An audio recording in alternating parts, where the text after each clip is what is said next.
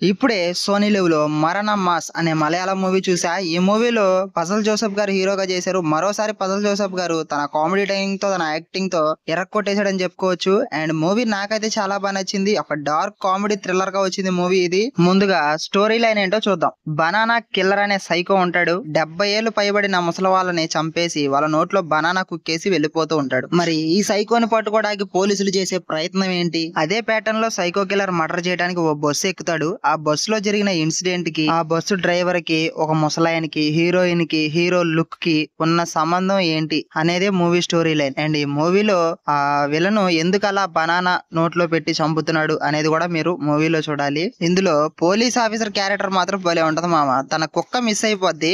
అక్కను వెతుకుతూనే ఈ psycho killer ని పట్టుకోవడానికి ట్రై చేస్తూ ఉంటాడు. అండ్ ఆ కుక్క క్యారెక్టర్ ను కూడా భలే డిజైన్ చేశారు మామ సినిమాలో. ఇంకో ముగ్గురు క్యారెక్టర్లు కూడా బానే ఉన్నాయి మామ. ఒకటి బస్ కండక్టర్, ఇంకోటి బస్ డ్రైవర్. వాళ్ళిద్దరు క్యారెక్టర్లు అయితే చాలా నేచురల్ గా ఉన్నాయన్నమాట.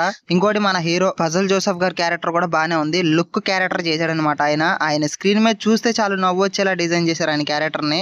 అండ్ ఇంకో క్యారెక్టర్ వచ్చేపాటికి ఒక ముసలాయన క్యారెక్టర్, ఆయన చాలా కామాంధుడు అనమాట. ఆయన క్యారెక్టర్ ను కూడా పర్లేదు బాగానే డిజైన్ చేశారు.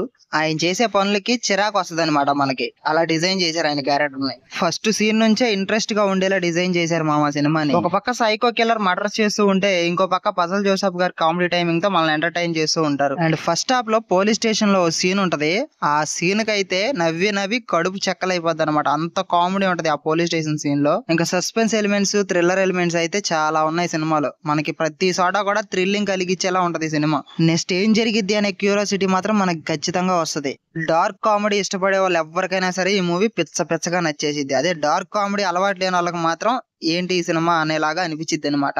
అండ్ తెలుగు డబ్బింగ్ కూడా భలే కుదిరింది. And cinematography, colour grading, production values కూడా చాలా బాగున్నాయి. అండ్ సిచ్యువేషన్ కి తగ్గట్టు వచ్చే మ్యూజిక్ కూడా చాలా బాగుంది. అండ్ నేచురల్ గా లొకేషన్స్ లో తీశారు. 2 hours పైనే ఉంది సినిమా. మలయాళం సినిమాల గురించి మనకు తెలిసిందే కదా, స్లో పేజ్ లో వెళ్తది అనమాట సినిమా. కానీ మనకి ఎక్కడ బోర్ కొట్టించదు, ఎంటర్టైన్ చేస్తూనే ఉంటది సినిమా.